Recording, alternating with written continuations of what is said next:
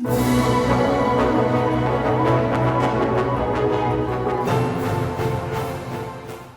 oh, that was today. Oh, come on in. I forgot. Hi, my name's Jason Hettel, but I'm better known as Steampunk'd Batman. Welcome to my shop where I do all of my creative work in creating my Steampunk Batman cosplay work. Come, follow me.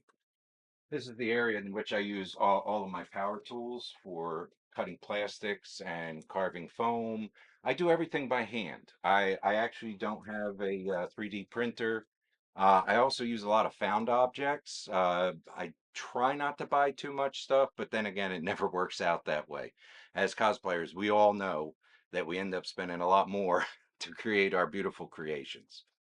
So all my power tools are right here. I have a paint area in which I store all of my paints and brushes. It's a little bit of a mess right now. I've been trying to straighten a few things out. Like I said, I use all different kinds of things. I use everything from found object hoses. I do a lot of leather work, but I don't do it a typical sense. I also sew. I do set up my sewing machine on this table or the other table that I work on. And I keep my supplies of leathers and foams over here. So, and I use EVA foam, leather, plastics. I do a lot of my own faux painting. I do use actual copper and aluminum from time to time, and you'll be able to see that in some of the work that I've created. So, what we have here is my first cosplay creation, which is known as Steampunk'd Batman, which basically what I came up with this for is I'm a big fan of Batman just in general. And I had gone to a con to help support some friends of mine, and I'd never created anything before. And I was so thrilled with the way that they were getting greeted by everything they had created. I had decided I wanted to create a cosplay. So, since I'm a Batman fan, I decided to do a Batman cosplay. However, I didn't want to do one that was canon. I wanted to do something that was an original concept and something that was mine, so to speak. And hence, Steampunk Batman was born. Now, I worked on this in my old house in the basement for about 3.5 months, about anywhere between 6 to 12 hours a day. There's over 350 hours of work in it, and it's been upgraded a few times. But this is made with everything, including the kitchen sink, just about. I took found objects and I created different kinds of things to give the illusion of, for instance, the utility belt. These here are actually cell phone holders, old school cell phone holders that you would clip onto your belt. And I actually added some straps and some rivets to create them. This is a weightlifter's belt, but it's backwards. Usually the buckle's in the front. I did it so the buckle is in the back. I covered it with some faux leather before I got into doing a lot of leather work and created the actual belt itself. The chest pieces, the arms, basically they're made from old trash cans that I cut up, and then I took truck bed liner texture and I actually painted it on and let it dry, and then I actually did it all by hand. I chose the colors that I did because I felt that they would be more of the time period of like the late 1800s, which would be a time, the era of steam. Uh, the base of this is actually made from a pair of hockey shoulder pads that I altered. Um, the headpiece started off originally as a lacrosse helmet that I then added a Batman mask that a friend of mine had gotten in a Happy Meal for their son. So he gave it to me so I could add it in. Let's see, this has over, let's see, at this last count, I think it has over 1,000 rivets, which I actually hand riveted them in pop rivets. All of these silver ones that you see here. The straps are all made out of actual leather. And that's when I started learning how to do leather work and actually punch them in. They're all functional. It's how I actually get in and out of the suit. I actually started with a different set of gloves originally. Again, these are a pair of hockey gloves that I converted over to the gloves. These are actually made out of plastic syringes so that they would look like pistons, all hand painted, and then put some little upholstery rivets in, and then hand painted everything. They were a little bit cumbersome and a little bit bulky, so then I went to the next set that I created, which I took a pair of tactical gloves and I glued some pieces on and some plastic, some rivets. Again, I used some smaller syringes and painted everything. And because I wanted to be more gauntlet and they were really short gloves, I took some old leather sleeves off of a jacket and I actually attached them and then punched holes through to lace them up, leather laces. That was the second incarnation, but I still wasn't happy with them. And then I came up with the third incarnation, which is these gloves, which are actually leather motorcycle gauntlet gloves. And I actually, again, mounted some plates on it. I kept the fingers loose so that I would be able to grab things easier. Again, plastic syringes. And these actually slide right on over top of the actual gauntlets that are on the forearms. Some fun notes is the fact that like the batarangs are actually made from old recycled plastic and then hand painted. The bolo for throwing is actually a pair of 3 ping pong balls attached to string and then painted. And of course, you have to have your batarang gun, which I hand made out of a piece of leather. And then the gun is an old water pistol that I added some things to and added a batarang on it so that it could be taken out of the holster and fired at will. One of my favorite things that I really, really like about this particular one that I made was I'm only 5'10" and I wanted Batman to be imposing. So the first thing I came up with before I started working on the headpiece was I came up with the boots, which are actual tall boots. They're calf boots, but I wanted them to be a little bit taller. So I actually put on 1.5 inches of EVA foam padding and cut them to shape, but they looked a little bit cumbersome, like they didn't look quite right. And then I had seen a picture of old divers where their diving shoes had these big copper tips on the ends of the toes. So I decided to recreate that on here using EVA foam and then texturing it so that it would look a little bit old, and then painted it and added the rivets and everything, and it really, really summed it up, and it gave me an extra 1.5 inches of height. So then when I was working on the headpiece, I decided, well, I want to really make this imposing, and it would have been like back in the 1800s, cast shadows and everything like that. So that's why I decided to go with a very large ear. Plus, bats in general actually have very large ears. So I decided to create those, and it gives me a total height when I'm in it of 7'2". I figured that should be imposing enough. Let's see. This particular costume I call Steampunk'd Batman Volume 1, because in a little bit I can show you what I've created as far as the second version of this. However, this version, some friends of mine encouraged me to enter the New York Comic-Con Cosplay Championships. And on a whim, I entered, and I was accepted with no expectations whatsoever that I would actually win a prize. And I went through the process, went through prejudging, went through the actual judging, and lo and behold, to my surprise, after they had announced each division's winner, I was told to stand backstage. And I actually was like, well, what's going on? Why am I standing backstage? Well, I was backstage with 2 other people whose, unfortunately, I cannot remember, but you could probably find it on YouTube through the Sci-Fi channel, the actual event. And I ended up taking 3rd place, best in show, at being the honor of actually being the real #1 winner of the armor division as to what this was entered into. So I got my big check still, because nobody will cash it for me. So that's the big check that I was actually given, and that's how this all came about. Well, it's kind of a funny story, actually. One of my coworkers and his wife do large build cosplays, and back in 2018.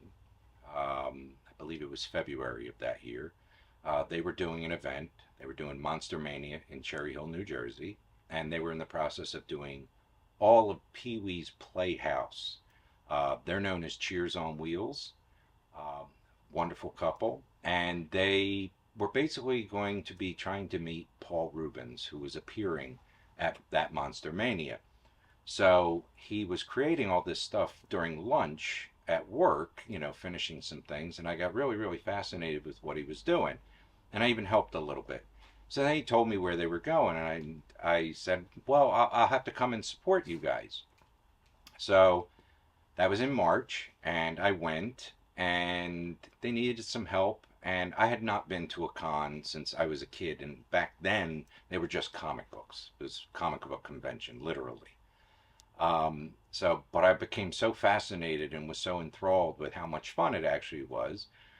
When I left, I said to Rose, who is my wife, that I really would like to do a cosplay.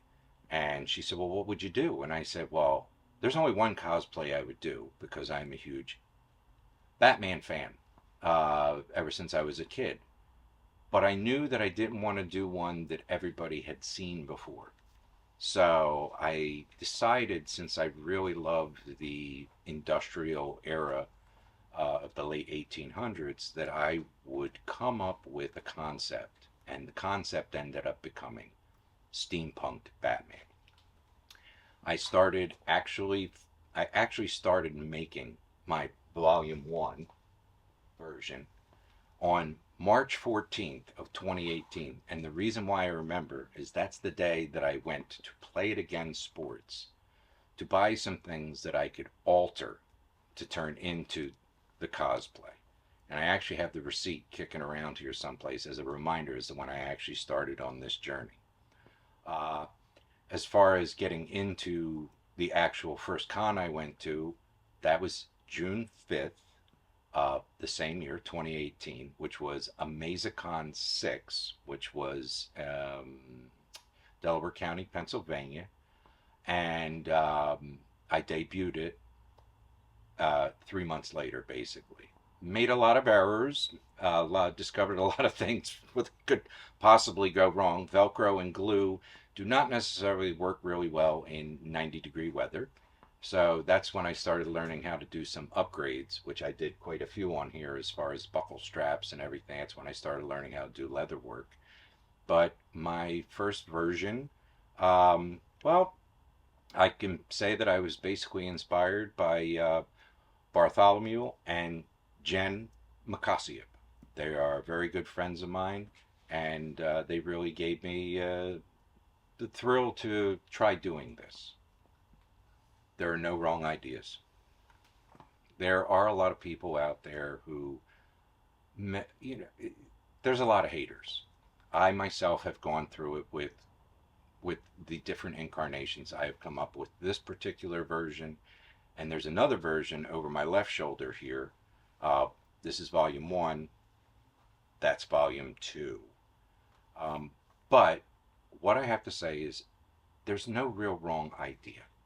Don't be afraid to try something different. Don't be afraid to make mistakes. Don't be afraid to try something, and if it doesn't work, don't necessarily throw it away and start over, but try to work with it. If for some reason it doesn't work, you can start again. You don't have to spend $1 million to create a costume. You can find things at Goodwill. You can find things at the dollar store. You can find things at your local hardware store. You can go to, unfortunately, there are certain places that no longer exist as far as sewing is concerned, but there are places where you can still get fabrics at a reasonable price. Don't be afraid to experiment. Don't be afraid to take your idea to a different level. Don't be afraid to try new things. It's okay. Cosplay is supposed to be fun. Yes, a lot of people have been able to turn it into a profession. Some people are getting paid to appear. But if you just want to get into it to experience going to an event or experience people saying, how did you do that? How did you make that? What were you inspired by? Don't be afraid to actually go into your imagination and come up with something that's totally new, that's something that nobody has seen before. something that may not make a lot of people happy as far as, oh, well, that's not what that character's supposed to look like. Here's the thing. Does it make you happy? Does it make you feel good? Because the funny thing is a lot of people will be interested in how you came up with the idea. They might not necessarily agree with it, but they may really like it deep down, especially after you explain to them how you came up with the idea. You know, like I said, I've had some people make some not so pleasant comments, but if I was to put a number on it, for every 1,000 people who've said, I love what you came up with, I've had one person say, oh, that's terrible. So I think for every one person, I get 1,000 different people saying I really like what I did. I think I'll go with those odds. So again, don't be afraid to be creative. Well, as I mentioned, I am a professional artist. I started in the theater. My bachelor's is in stage production and mainly in scenic painting, large scale painting for the stage, for television and film. My MFA is in set design. And some of my highlights of my professional career, early professional career, is the fact that I became a scenic charge. That's the person who's in charge of a paint department. Basically, works directly with the designer, works with the staff to create. I actually became a scenic charge within 2 years after graduating, which I was told at the time was pretty much unheard of. Usually, most people had to be scenic artists for several years before they get the opportunity to become a scenic charge. I was thrilled to death to find out that I'd actually gotten ahead of the curve. Um, I also did 3 set design productions when I worked at a theater near Boston, Massachusetts, which unfortunately the theater doesn't exist anymore. I'm a big fan of Shakespeare, so I got the opportunity to design a set for The Tempest, Romeo and Juliet, and Macbeth. Um, and I really loved the opportunity that I had. That was a highlight of my earlier career. Um, I ended up getting out of the theater. Um, it's a very long story, but basically, I was working about 80 to 90 hours a week for the equivalent of 40-hour pay. And that's a little bit tiring on the body. So, my dad, who is also a professional artist and a brilliant illustrator, was working at a stained glass studio in Berlin, New Jersey. And I was in between jobs, and he said, well, why don't you come and I'll teach you how to do stained glass windows. So I went there and I worked there for a couple of years, and I learned the trade, craft, and artistry of creating stained glass windows. Now, this particular stained glass studio only made windows for synagogues. Um, and so I learned all kinds of things about Judaism and all of the important holidays, and I thought that was very, very fascinating. I ended up deciding I wanted to try maybe a different studio. So I ended up getting employment at a studio in Philadelphia, Pennsylvania, and they only do Christian churches, mostly Catholic churches. So now I have both sides, so to speak, one on one shoulder, one on the other, as far as religious works are concerned. And in my time there, and I just celebrated my 22nd anniversary at this particular studio as of this past May 1st. But while I've been working there, I've had the opportunity to do some work for some of our veterans' homes. And this is one of my big, big highlights. I've worked for 2 different veterans' homes creating stained glass windows. The first one that we did, which was Del Val Vet's home, I didn't actually do any of the design work for it, but I had the opportunity to paint 4 portraits of what's known as the 4 chaplains. These were 4 gentlemen from different religious sects who gave up their life vests to soldiers, and these 4 chaplains went down with the ship. So they were honored by this window with their 4 portraits.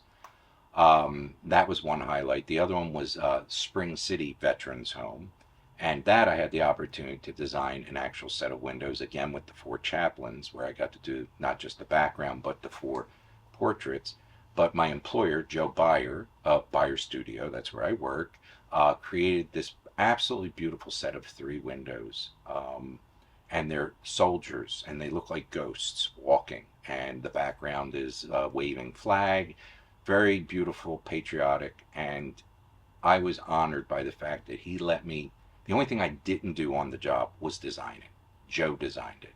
I did everything else. I did all the glass cutting and all the acid etching and all the painting on it. Doing a different kind of painting technique for glass, I actually used an airbrush and actually create these ghost-like figures. And that, for me, was an absolutely huge honor and a big, big highlight of my career at this particular studio. And I worked there Monday through Friday. Uh, I love what I do, and it was like a second rebirth as far as a career. Some of my favorite highlights, honestly, it's funny that you asked that, is not all of them are my cosplay work, but other people's cosplay work.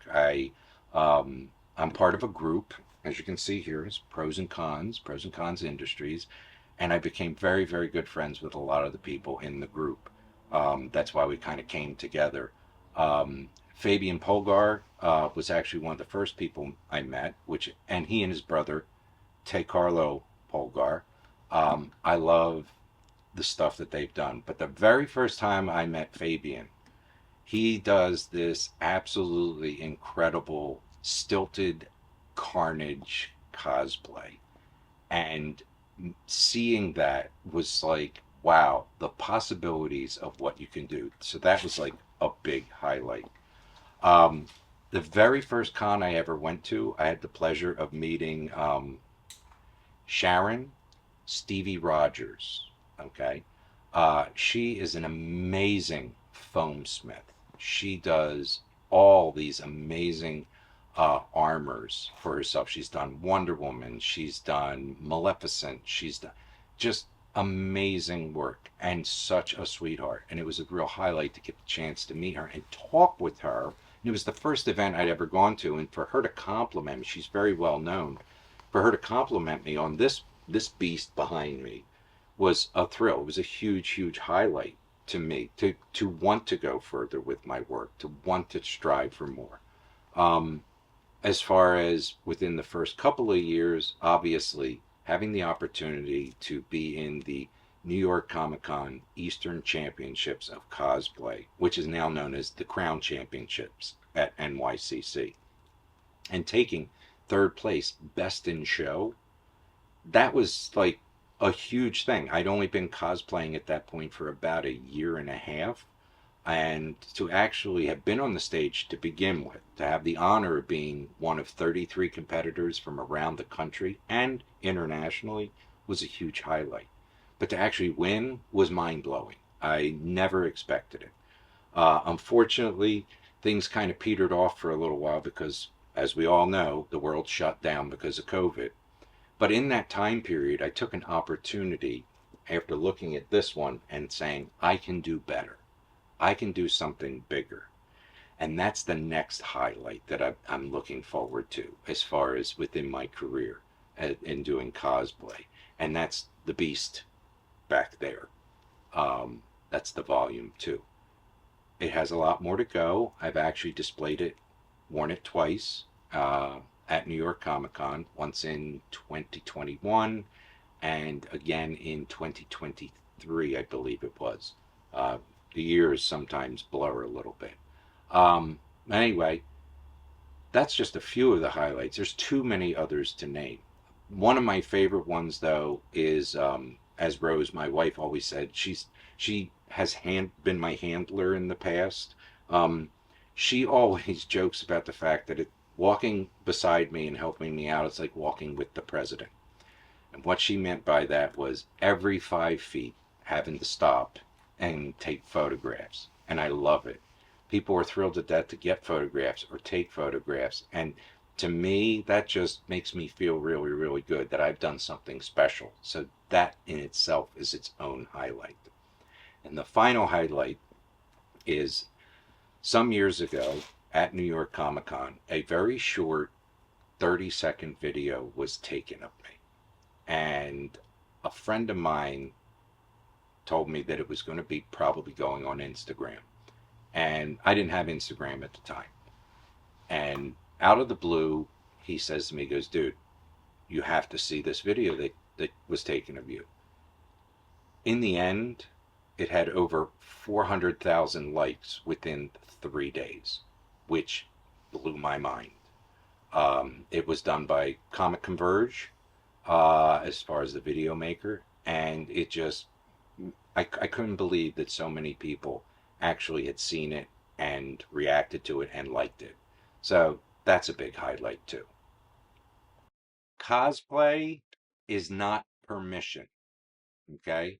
Proper etiquette, okay, is to ask if you could A, take a photograph, B, do some videotaping, and C, the big one is for the ladies, okay, be nice to them. Don't be rude. Don't be crude. Be polite. Definitely ask, is it okay if I photograph, videotape? Okay. Don't pick on other people's work. They're trying just as hard as you have. You may have spent $1,000 or $2,000 or $3,000 on your costume, and maybe they only spent $50. But you know what? We're all in this together. Be nice. Be polite. Be cosplay? I have not heard this one yet. This is news to me. Um, Interesting. I don't know how to respond to that because I didn't even know I was known as Daddy Cosplay. But I will have to say that I think that's great. That's kind of a fun thing to think about. So I'm going to say it sounds good to me.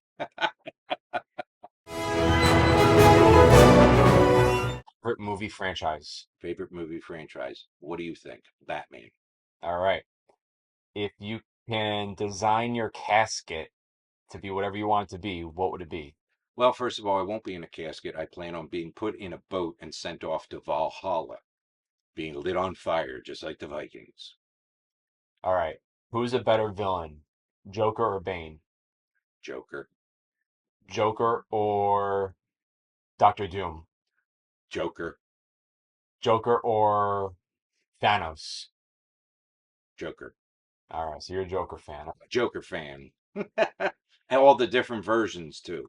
If you could have been in any of the Batman franchise movies and Adam West TV show, or Gotham TV show, which one would you want to be in? And if you could play any character that is Batman or maybe not be Batman. Hmm. That's a good question. I'm a big Michael Keaton fan. It was, the first real Batman. I mean, I love Adam West as a kid, but I would say probably the Keaton universe, the first two movie, Batman and Batman Returns, and not necessarily be Batman, but in this case, maybe be one of the villains, possibly, just to be a part of it, because I just love what Tim Burton did with the entire feel of what Gotham is like, dark, grimy, rainy, which is why I actually kind of like the Patterson version because of the way that the city is filmed. And what would that would it be original villain or a villain that we already know about? Um, Probably a villain that I would have to come up with out of my own head. Not exactly sure what his supervillain power would be, but it would have to be something pretty spectacular. So what is pros and cons industries? Okay, pros and cons industries, which I am a member of the team, as you can see here, is a group of like minded individuals, men and women, who are cosplayers, cosmakers, handlers, media event planners, photographers, videographers. We're trying to bring new creativity as well as expand the cosplay community. We are bringing new ideas as far as the theatricality of the cosplay community. We are trying to be supporters of other folks, as well as not just our own selves, but also cosplay as a community whole. Uh, my role in it is I am a cosplayer and a cosmaker. I also do handling, and I also am the elder statesman of the group, meaning I'm the old man. So I do the common sense advising and giving of ideas because I'm not real tech savvy. I do everything by hand. But I try, as the old fellow of the group, to give everybody some fresh ideas from the older side of perspective.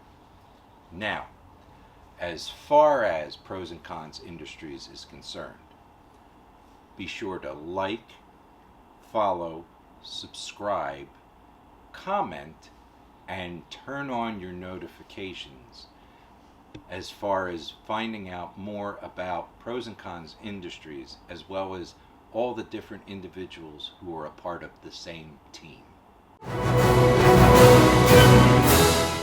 Now tell me a joke.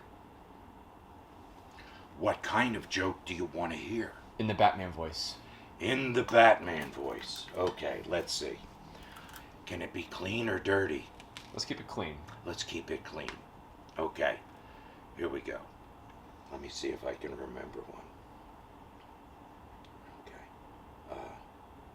Why did the cookie go to the doctor? Why? Because he was feeling crummy.